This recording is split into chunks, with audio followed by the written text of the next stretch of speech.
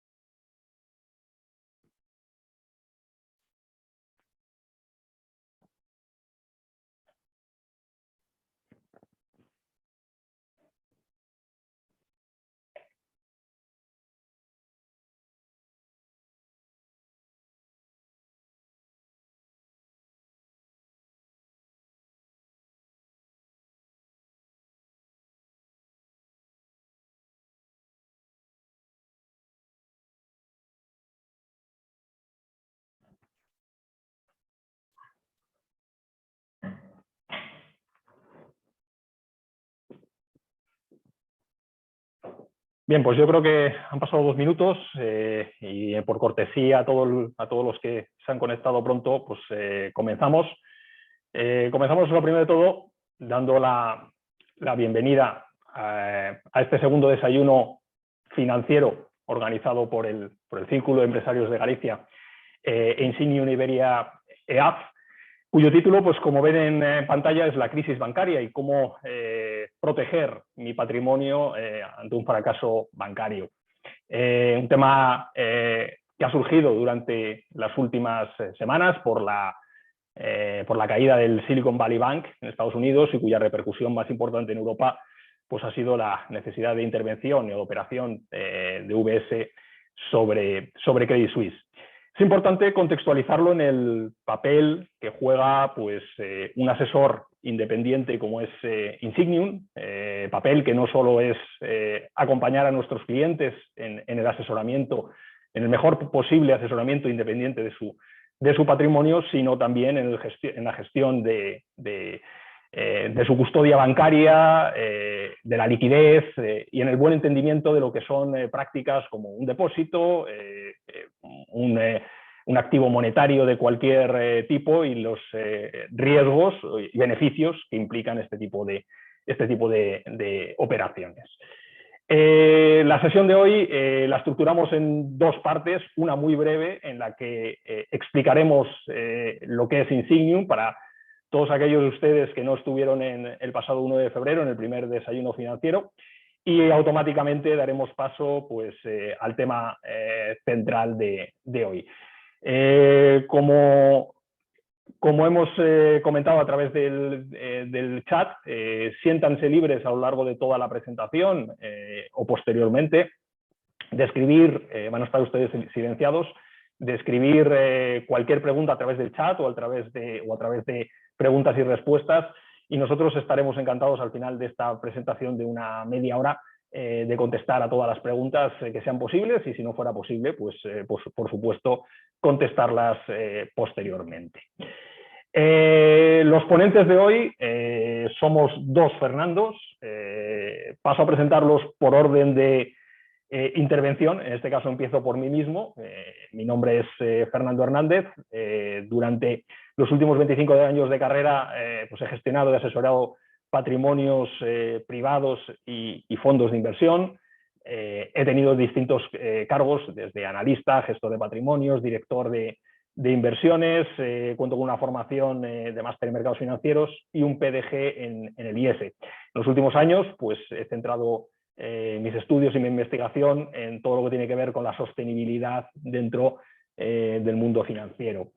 Y posteriormente, y para hablarles del tema central, pues contamos con Fernando Barroso. Fernando Barroso es el director global de inversiones del grupo Insignium, cuenta con una experiencia de 30 años en mercados financieros, en empresas como Safei, Lombard Odiero, Crédit Agricole, donde ha sido gestor de fondos, gestor de carteras de patrimoniales, ha obtenido premios importantes como la AA de Citywire y es máster en gestión de carteras por el IEB, así como profesor en distintas escuelas de negocios y universidades.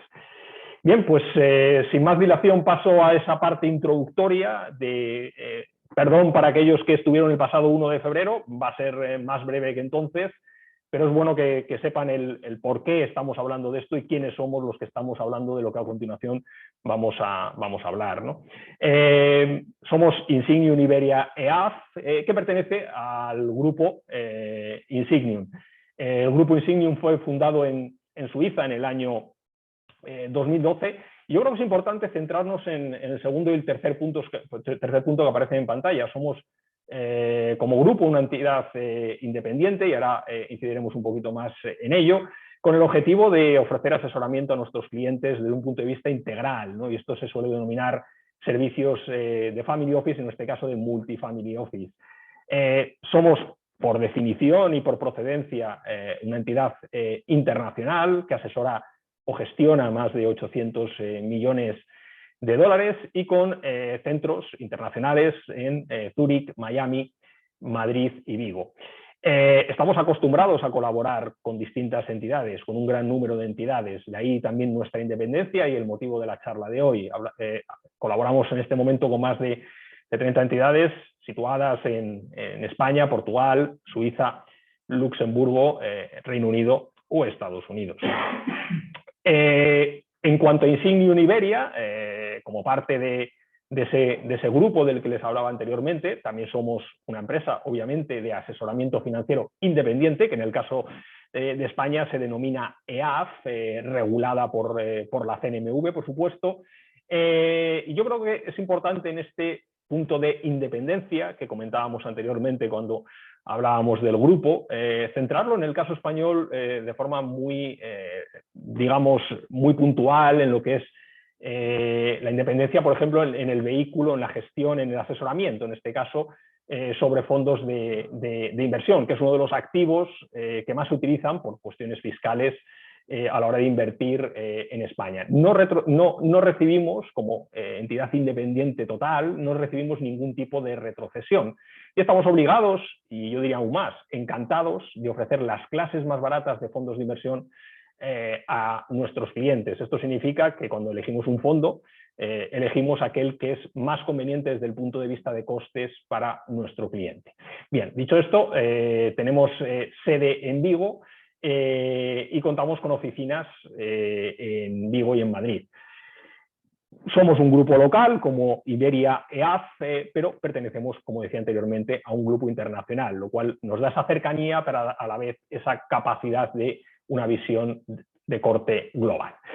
Y no me centraré mucho en el tema de la independencia, porque fue el punto central del primer desayuno, pero no querría finalizar y dar paso a Fernando Barroso sin volver a insistir en lo que implica, sobre todo en términos de costes, aunque por supuesto en otro tipo de cuestiones como conflictos de intereses, etcétera, etcétera, pero en términos de costes es muy visual el hecho de lo que supone trabajar con nosotros. Nosotros, cuando ustedes trabajan con nosotros, nuestro único cobro es por el patrimonio asesorado. Nuestra facturación va por el patrimonio asesorado. ¿Por qué es esto? No cobramos de ningún tipo de fuente extra aparte de esto, es decir, no tenemos una comisión, no tenemos ningún tipo de depositaría, etcétera, etcétera. Y cuando elegimos vehículos, en este caso fondos de inversión, elegimos los vehículos más baratos para nuestro cliente. Y déjenme que termine poniéndoles este ejemplo. Si elegimos un mismo fondo, el mismo, con clase como la que seleccionamos nosotros, o con una clase, como se suele denominar, retail o minorista, la diferencia puede ser hasta de un punto porcentual. ¿Qué significa un punto porcentual? Pues en un año significa mucho, por ejemplo, de ganar un 5 a ganar un 4 para ustedes. Pero es que esto, a lo largo del tiempo y por cuestiones de las matemáticas financieras y la composición de rentabilidades, nos lleva a que, como ponemos en el tercer punto, esta diferencia suponga algo así como un 6% en 5 años, algo así como un 13% en 10 años o algo así como un 45% en 20 años. Por tanto, esta independencia no solo es importante en términos de alineamiento con nuestros clientes, que por supuesto que sí, sino también en términos de rentabilidad para nuestros clientes, que es una rentabilidad también para nosotros mismos. Con esto termino y doy paso a mi compañero Fernando Barroso, que les va a hablar de la crisis bancaria y cómo afrontarla en caso de que se produzca. Hola, muy buenos días a todos. Como comentaba Fernando Hernández, la idea es entender que...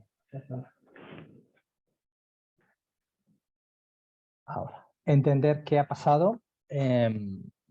Como que han leído mucho sobre el tema, nosotros nos vamos a centrar en los temas más concretos detrás del problema que no ha desaparecido, que sigue vigente y que veremos cómo termina, luego lo comentaremos. Entender cómo funciona lo que nosotros llamamos Matrix, este mercado financiero que tiene sus propias reglas y su propio lenguaje, y sobre todo ocuparnos para entender, proteger y posicionar nuestras cartas. Luego en las preguntas podemos profundizar mucho más en los temas que cada uno le interese más. En primer lugar, el sistema financiero, como decía antes, tiene sus propias reglas. Unas reglas que en gran parte, para el caso del sistema financiero, vienen, de los bancos en particular, viene de la crisis de 2008 y de toda la regulación que vino después. Originalmente los bancos antes tenían carteras a vencimiento donde no se valoraban los activos. Bueno, pagabas un bono, lo dejabas ahí mientras que no hubiera problema en términos de riesgo emisor, de pago, de default, pues no iba a haber ningún problema de valoración porque no tenías que hacer la valoración diaria. A partir del 2008 se establecen unas carteras de activos a vencimiento y de otros disponibles a la venta, donde no toda la cartera puede estar en activos. Y en ese sentido es importante entender qué ha pasado. Pero antes de eso, entender qué es un banco. Un banco es básicamente alguien una entidad que toma prestado dinero y lo presta, que gana un margen tan simple y tan básico como eso. Y un banco no tiene credibilidad en términos de tomar prestado dinero, es decir, que nosotros les demos dinero para que den una rentabilidad, depósito, el banco no tiene viabilidad, desaparece. Hemos visto algunos casos, el caso de España Popular es un ejemplo bastante claro, Banco de Madrid, luego podemos entrar un poco más en detalle en todo eso, pero básicamente el problema fundamental es que los bancos viven para la credibilidad. Uno de los temas con los que a nivel de inversión hay que tener cuidado también cuando se compran acciones de bancos, entender qué hay detrás de... ¿Cuál es el origen del problema? Hay muchos, pero fundamentalmente es la velocidad y la intensidad de la subida de tipos de los bancos centrales. Vivíamos en un mundo de tipos cero hace no tanto tiempo, tipos negativos en Europa, repito que no hace tanto tiempo, menos de 2 años, y de repente viene un problema después de la pandemia. No voy a profundizar en el tema porque es complejo y tendremos que dedicar bastante tiempo, pero fundamentalmente esa subida de tipos tan rápida hace que algo se haya roto. Esto es un ejemplo de que algo se ha roto. Más cosas que estamos pendientes de ver que se ha roto. Fundamentalmente los bancos que en ese momento compran activos a tipos muy bajos, a precios muy altos. Y tienes que valorarlos dentro de esa cartera, como ven aquí en términos de activos, en el gráfico de abajo a la izquierda, activos para la venta, automáticamente estás generando unas pérdidas que no tienes que aflorar directamente, pero si tienes que deshacer posiciones dentro del banco en términos de depósitos porque los clientes se te van por el motivo que sea, estos que han servido para machear los riesgos. Repito que un banco es tomo prestado y presto. Recibo el dinero en los depósitos e invierto en activos. Si esos depósitos empiezan a salir, por el motivo que sea, automáticamente tengo que deshacer y generar unas pérdidas importantes. Ese fue el primer paso del Silicon Valley, de los 2 casos en Estados Unidos del Signature Bank. Pero, ¿cuál fue también, está siendo uno de los problemas principales en ese tipo de bancos? Que estamos hablando de que tuvo un aumento de depósitos arriba a la izquierda muy importante, 250% que creció entre inicios de 2019 y finales de 2020. ¿Por qué? Pues básicamente tuvo que ver con la pandemia, ¿no? El momento clave que provoca que estos bancos que estaban muy enfocados, siguen enfocados a empresas de tecnología, que están startups, empresas que empiezan a funcionar y que todavía no han saltado al mercado bursátil, pero que están en fondos de capital riesgo y en otro tipo de formas de financiación, tienen una entrada de dinero muy importante, ¿no? La entrada de dinero, repito, que se canaliza a través de depósitos, tiene que estar soportada por activos. Se compran intereses muy bajos, los tipos de interés pasan del casi el 0% al 5% en Estados Unidos, y eso provoca que esos activos tengan unas pérdidas latentes muy fuertes. Con lo cual, esto, bueno, algo normal, si no tengo que vender activos no pasa nada, pero además hay que añadir una cuestión. Normalmente un banco funciona bien cuando tiene una pendiente de tipos, es decir, la diferencia entre los tipos a corto plazo y largo plazo, una pendiente en términos razonables, una pendiente creciente, es decir, según va avanzando el plazo, el tipo a 10 años es más alto que el de un año. En este caso, tenemos una situación contraria. Se empieza a descontar un escenario de recesión y los tipos a más.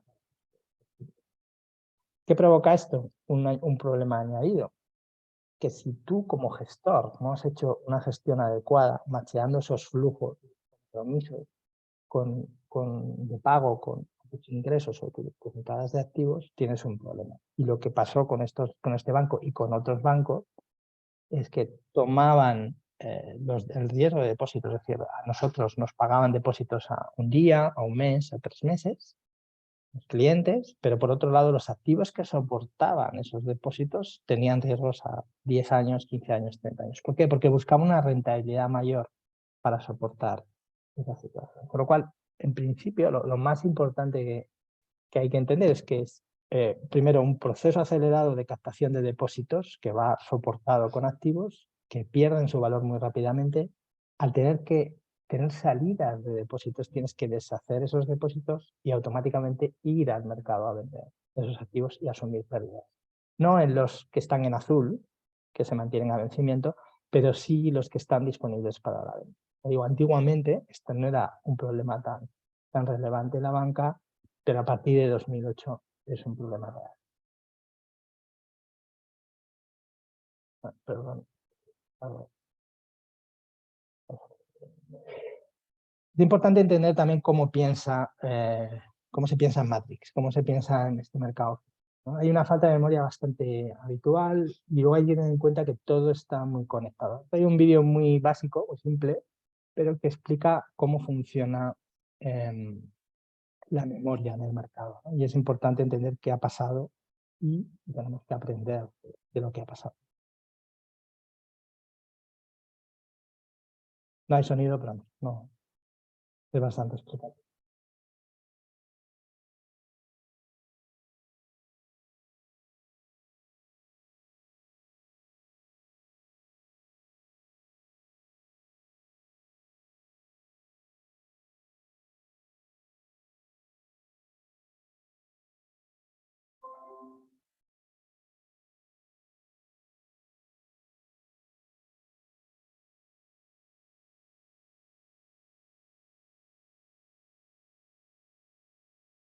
Y el proceso continúa ad eternum. Es decir, de repente el mercado olvida lo que ha pasado y no se da cuenta de que efectivamente donde había un riesgo, el riesgo está ahí, no desaparece, ¿no? Hay un concepto bastante importante, una industria que habrán oído, la industria de los hedge funds, que a veces latra y demás, y se dice, qué buenos fondos hay en él.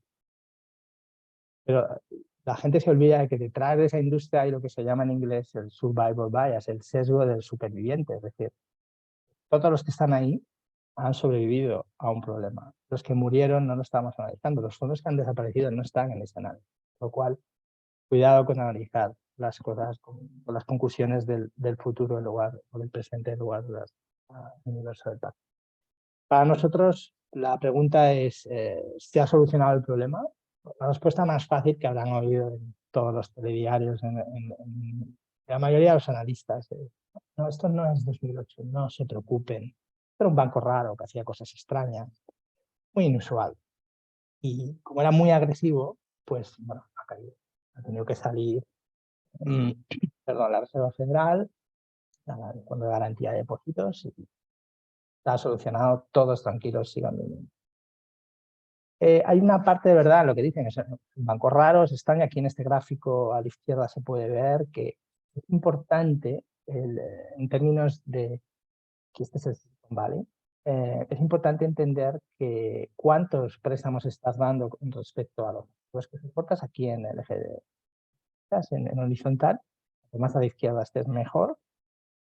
Pero además es importante que no tengas muy pocos clientes muy grandes, porque si te van esos clientes, tienes que deshacer muchos depósitos, tienes un problema. Es decir, cuanto más hacia arriba estés en el eje de ordenadas en vertical, mejor.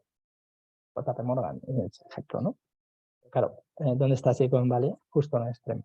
Clientes muy grandes, con un porcentaje de depósitos muy alto con respecto a los activos y las garantías que hay detrás. Con lo cual, obviamente es un banco raro, era un banco raro, sí, un banco raro, pero eso no quiere decir que no haya otros problemas. Este es para nosotros, es más se llama un canario en la mina, ¿no? Es el que siempre se utiliza para, en la mina tradicionalmente se utilizaba, y creo que se debe seguir utilizando, para avisar que viene un gas mortal y que si el canario muere es el primero en detectar que hay que...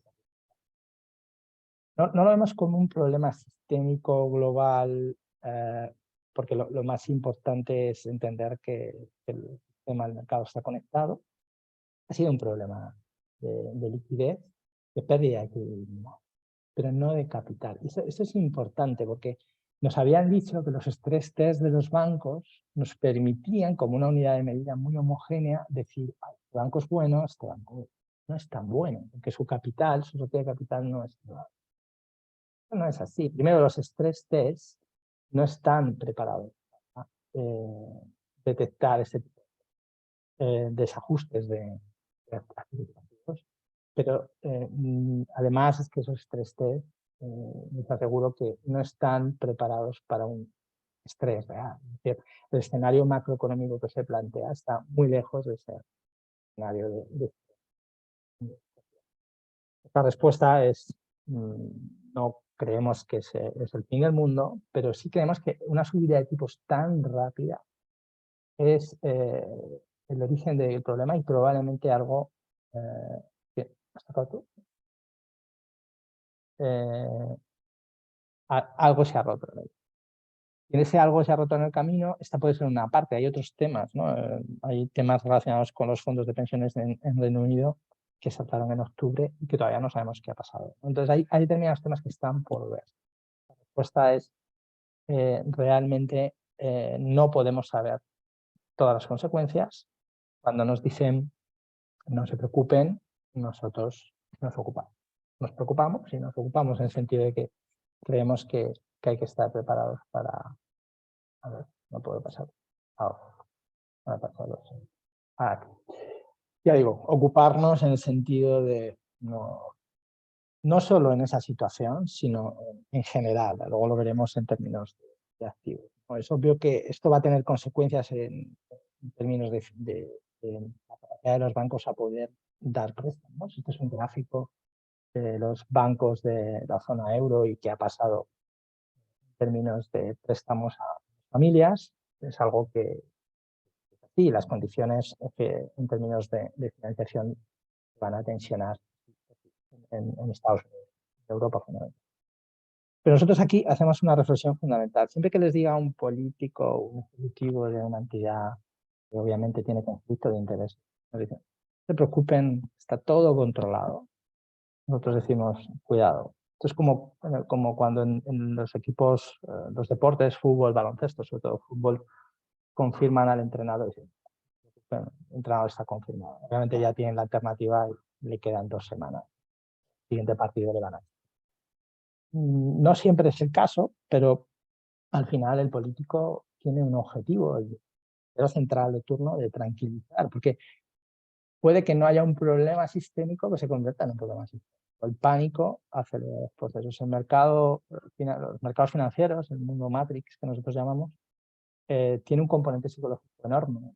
Al final, Una compañía puede estar muy barata o puede estar muy cara, pero puede tener movimientos totalmente irracionales simplemente por el hecho de que hay un movimiento de masas extremo, ¿no? Y lo hemos visto aquí en esto, el mundo antes del 2000, la crisis de 2000, 2008, pues podemos ver situaciones de valoración totalmente irracional, durar tiempo, más de lo que nosotros nuestro trabajo al final es establecer en ese proceso de ocupación un primer filtro, algo que se suele despreciar también para la gestión de la liquidez, la tesorería de las empresas, la tesorería de los particulares.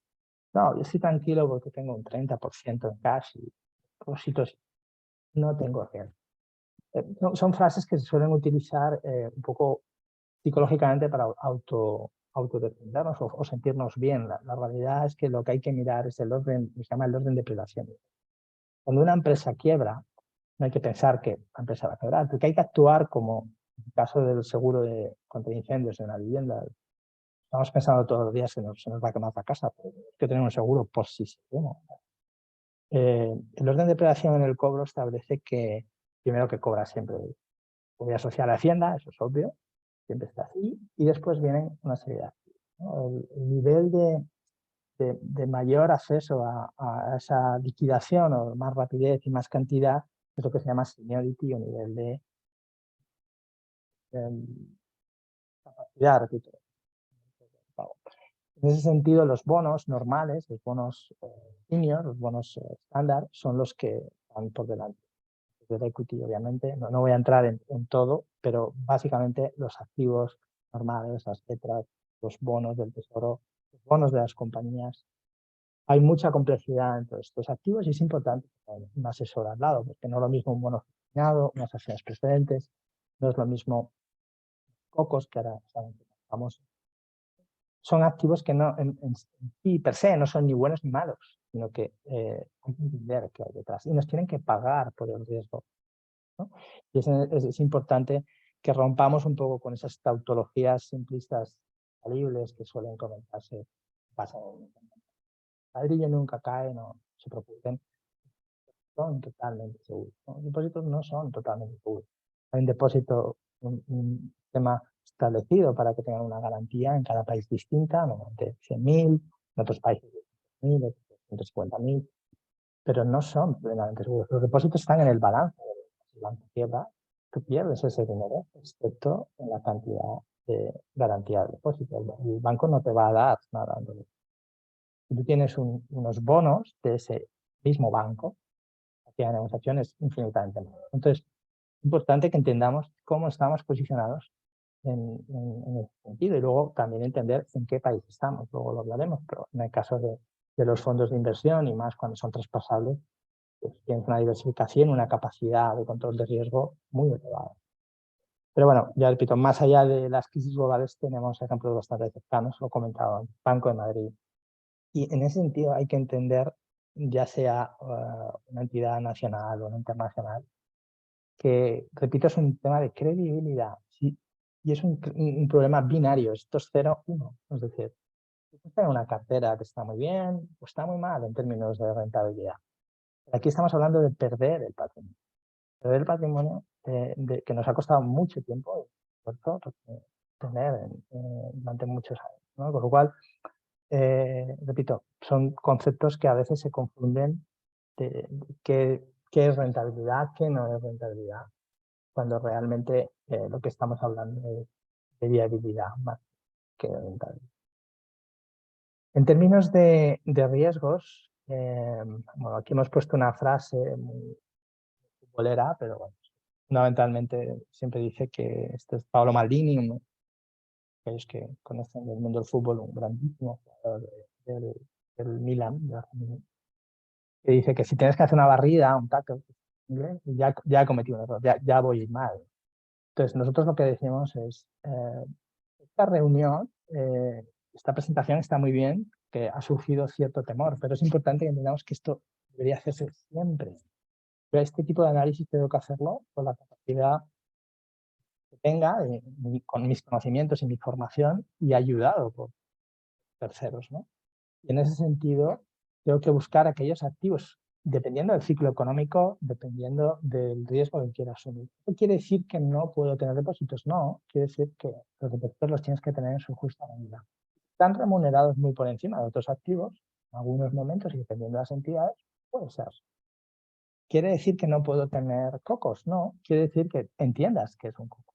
Entiendas que ese activo está preparado para unas circunstancias concretas. Entonces, es importante que entendamos qué comprar. En el caso de los mercados monetarios, entender qué es el riesgo, qué vencimiento tiene, está alineado o no con mi riesgo. En términos de cuál es mi horizonte temporal de inversión, cuántos años quiero analizar esta inversión, es una inversión a muy largo plazo, es una inversión para 3 años, es una inversión para qué. Entonces ahí es importante separar repos, letras del tesoro y bonos del Estado a corto plazo. Los repos son activos donde yo le doy el dinero a una entidad, a un banco, parecía un depósito, pero con riesgo muy similar a las letras de tesoro, los bonos de detrás tiene un activo, un colateral, que en el peor de los casos, si quiebra esa entidad, quedo con el activo, lo liquido y consigo. ¿Cuál es el típico activo que normalmente no se entrega, no se enseña en el mercado, pero que, bueno, está ahí, que se ve en el financiero español. Ahora entraremos un poco en esa lógica. Pero primero, quiero insistir, en conclusión, los depósitos están en el balance. El cash de la liquidez también está en el balance. Eso es algo que aprendimos en 2008. Lo cual no, es decir, tengo un 30% en cash, no está remunerado, no me pasa nada, cuidado, porque en una situación compleja siempre se puede poner en duda esto, pero durante la liquidación del Banco de Madrid pues, hubo problemas bastante importantes. Si no se quiere tener problema, pues, detrás, fondos, IPFs monetarios, cualquier tipo de activo que pueda utilizar. Las letras y los bonos cortos lo que me dan ese punto de seguridad, de garantía. Estamos hablando de letras y bonos de países con cierta credibilidad, ¿no? Con un rating razonable, una calidad crediticia razonable. En ese caso tienes un nivel de seniority, lo que explicaba antes, que no está arriba del todo en pasado. Los repos que explicaba hace un segundo, pues un poco muy parecido a esta lógica. Y luego, comentaba antes, España es un caso excepcional a nivel mundial, el único país que tiene traspasabilidad entre fondos, es decir, no afloramos realmente las plusvalías. Y hay fondos monetarios, hay que tener mucho cuidado, como antes Fernando Hernández, términos de comisiones, hay ETFs monetarios en el caso de las empresas que no tienen que tener, no tienen ese tema de traspasabilidad. Para personas físicas es obvio, para los ETFs también se pueden utilizar, pero ya tiene consecuencias fiscales. Y repito que hay muy buenas alternativas. Con lo cual, en resumen, y ahora obviamente después abierto a las preguntas que consideren, hay que darle la importancia que merece, no porque haya habido una crisis, sino porque realmente esto puede pasar en cualquier momento, por diversos motivos. Esta vez ha sido un motivo, puede ser por otro motivo. Hay que elegir un banco ágil en la operativa, que por lo que sea tengo que hacer una barrida, como decía antes en la frase de Paolo Maldini, la puedo hacer inmediatamente. Si no he sido cauteloso en un momento determinado y tengo mi cartera bien posicionada, lo puedo hacer rápido. Que llame a mi banco, llame a mi asesor y diga, vámonos. Y aquí es importante elegir un banco y un asesor que me apoye. Tengo mucho tiempo, luego se puede comentar, pero ejemplo de un cliente conservador en Credit Suisse que tenía un porcentaje muy alto de cocos. No era cliente nuestro, amigo de un cliente, pero al final eso es inaceptable en términos de perfil conservador, que el cliente va a perder una cantidad muy importante de su patrimonio simplemente porque ha decidido que los cocos no van a... Un coco es un activo, ¿cierto? Entender el nivel de seniority del activo y los riesgos que asume. Base de estos temas, como digo, cuando el viento está calmado, ¿no? Cuando de repente la tormenta ha empezado y quedan 2 minutos porque si no, quedo sin patrimonio. Entender qué activos son los más adecuados para dormir. Repito, los activos no son malos ni buenos per se. Las acciones preferentes que tienen muy mala fama, clientes que lo tienen en cartera porque entienden que son entienden que son bonos subordinados que puede que no me paguen, puede que se acumulen y que me pagan por encima del mercado. Bien, hay que entender en cada caso la aversión al riesgo del cliente, el horizonte temporal de inversión, sobre todo la formación financiera de cada uno. Es importante invertir tiempo y dinero en formación y acompañarnos también de los mejores profesionales. Creo, no me pasa, pero ya he terminado, ¿no? Sí. Tenemos por ahí preguntas. Tenemos una serie de preguntas, Fernando. Si quieres alguna de ellas, las todo, te cuento. Tenemos una sobre un artículo del País, que no sé si has podido leer, que habla de la eliminación del Fondo de Garantía de Depósitos como una vía de suavizar, o sea, de no poner un cortafuegos constante para evitar que haya una cierta evolución natural de las cosas y que por Inversor cerrar, ¿perdón?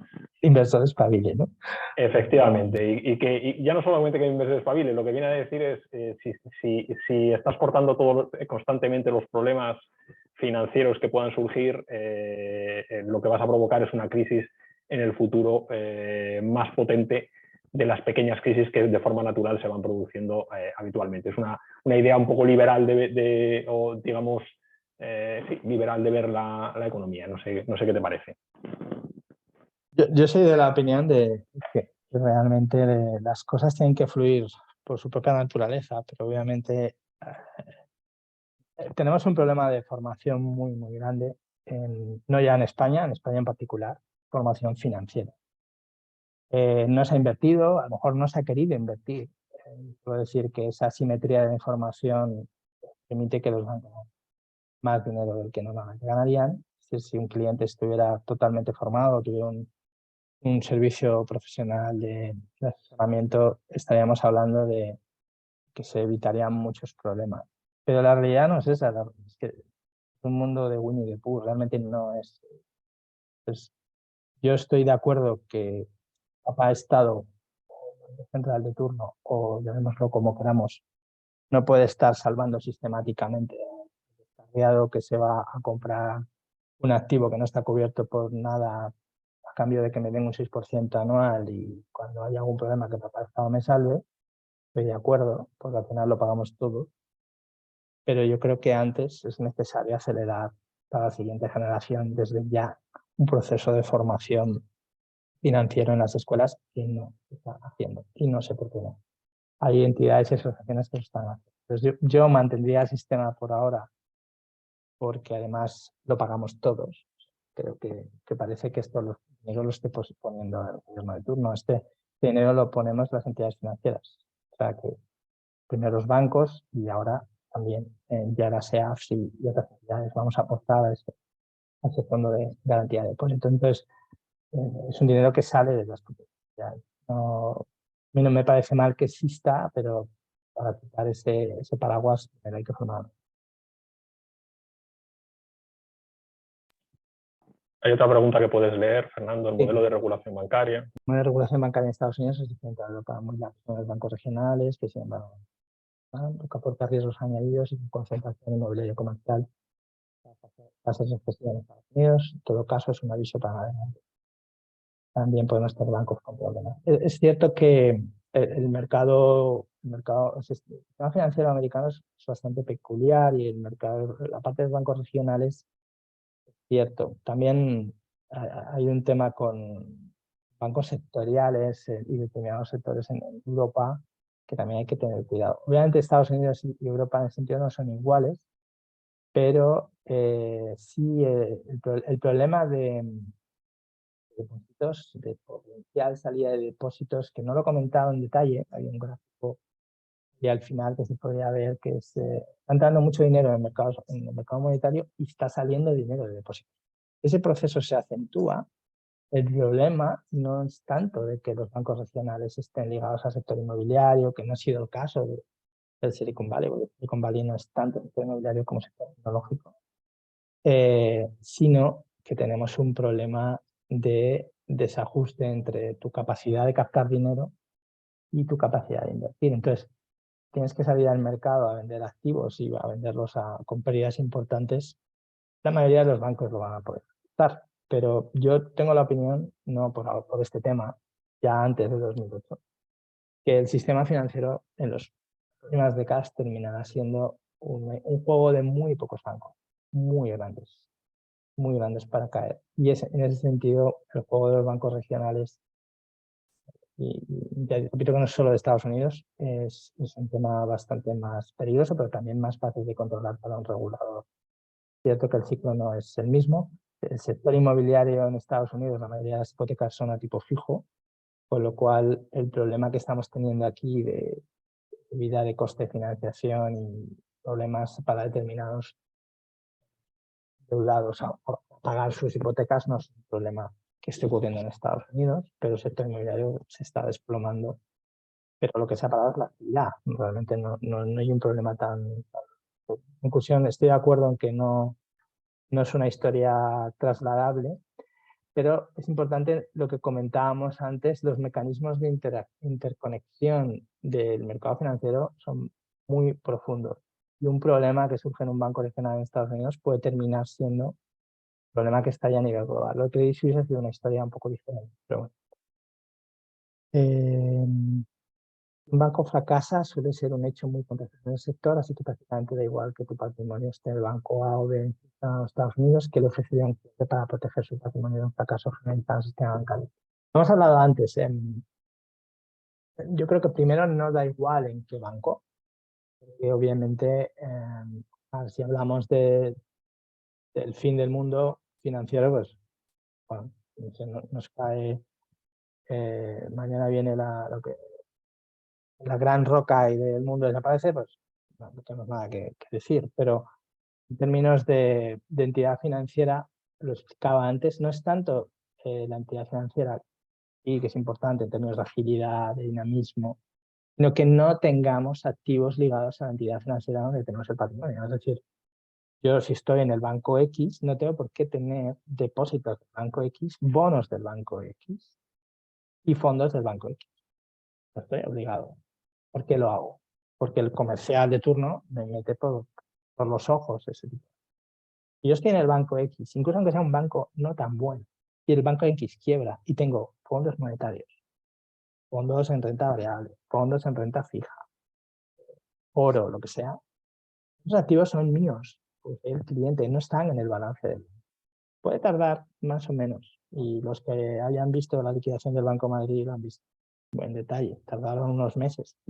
Pero ese dinero es mío, porque el titular de esa posición, en el fondo yo soy el partícipe, no el banco, yo soy el partícipe. Yo tengo un depósito en el banco X. El que tiene el dinero en el balance del banco no es mío, pero no está, no está controlado como el caso del fondo de inversión, el caso del bono donde yo soy el titular. Yo tengo un bono invento la empresa Procter & Gamble en el banco X. El banco X quiebra, el bono es mío. Repito que los activos estarán más o menos en llegar.